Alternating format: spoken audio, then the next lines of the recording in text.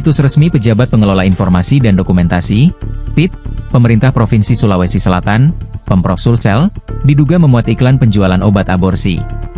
Pantauan tribuntimur.com pada Rabu, 4 Juni 2025, pukul 18 WITA, menemukan tulisan penawaran obat aborsi di laman tersebut.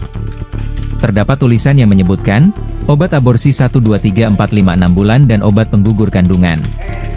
Selain itu, iklan tersebut juga disertai gambar obat aborsi. Hingga berita ini diturunkan, belum ada klarifikasi resmi dari Pemprov Sulsel terkait temuan tersebut.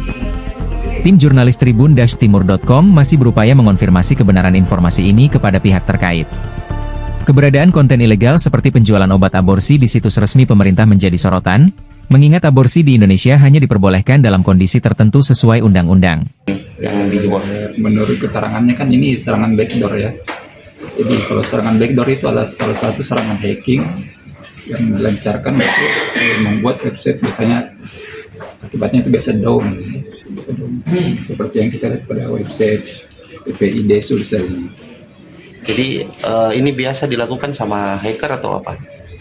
Oke, salah satunya biasanya hacker ya. Biasanya memang sering terjadi. Salah satu bentuk serangannya itu ya. Download Tribun X sekarang, menghadirkan lokal menjadi Indonesia.